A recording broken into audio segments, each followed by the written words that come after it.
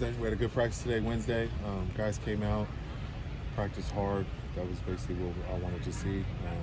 I didn't want to see any lulls just because of the situation that we've been in, that type of loss. So Monday was kind of hard for them to come back, but they still responded in practice well. Tuesday they did the same, and Wednesday they kept the energy up. So it was another good practice. Looking forward to playing against Rutgers. We got a really good running back. We got to find a way to stop him, limit his touches. And then defensively, they're kind of a veteran group on defense. Kind of play hard, blue collar, similar to their coach.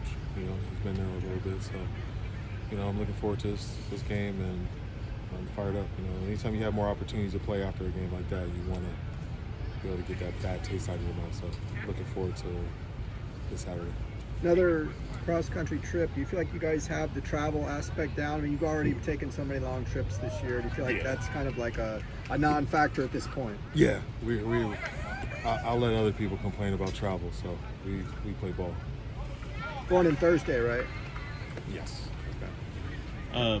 How much do you pay attention to the injury reports for Rutgers this week? Because I know just before, I think the backup running back announced season-ending injury, but I think their secondary is really dinged up. Mm-hmm. How much are you guys looking at that? A lot, because it's secondary's dinged up, middle linebacker, and I think their best defense end. So it's we just got to see what comes out Saturday for that.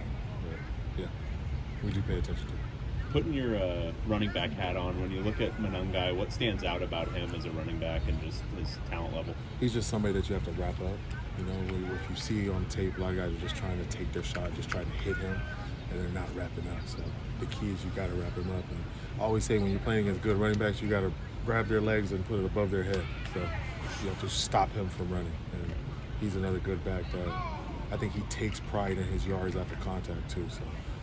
We got a big challenge ahead of us, but I know my front is pretty excited about it. Speaking of defense, Jay Toya eating up 2 and 3 offensive linemen on pretty much every play. What has that done for the defense to have them have to commit so many guys to him? That's almost asking Carson how does he feel about that?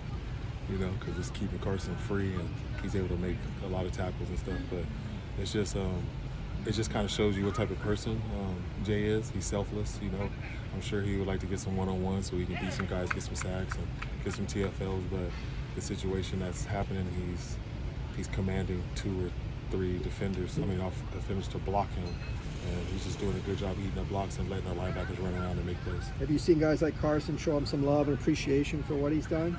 Yeah, Carson, he's very thankful for what the D-line is doing for him. And linebacker similar to running back. You need everybody for you to get off. It's never just you. So, Carson's a good guy and he understands that. Jay Toya ran the ball in high school. Do you ever think about doing a refrigerator Perry package for somebody like that? We might put him back there with Alani, like you saw this past week. So that could be about 700 pounds in the back end. But we might even name it Ben Bolch. There you go. All right. I got starting quarterback last year. This year I got a running back package named after me. There we go. There you go. Speaking of the running game, Anthony Adkins, is he someone who may get a look if things, just to maybe shake things up in the running game, see if you can get anything out of him? I don't really think that it's the personnel that's, pretty much, but he's practicing hard and, he plays fullback this season right now too, so that's he's not someone who's going to necessarily carry the ball. Yeah, exactly. You can't get some passes out of the backfield. He's helping out on special teams, so he's finding his role and finding his way. Checking in on a couple guys. Sorry, Ruben, is he out for the season? EJ? Not yet. I wouldn't say that. He had surgery a couple weeks ago, maybe 2 weeks ago, so we're still playing it by ear to see how it goes. Okay, and what about Rico Flores?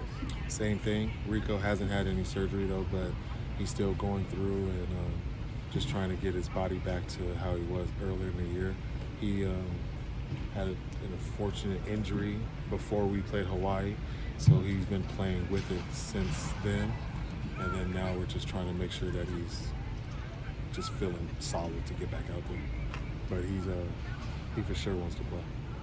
J-Mike, we talked to him yesterday, and he seemed to be feeling pretty confident. So how did that Minnesota game and all of the targets that he had kind of affect him this week? You could see he had a little bit more energy, but he's not somebody that was, he was frustrated, but it never stopped the way he was practicing.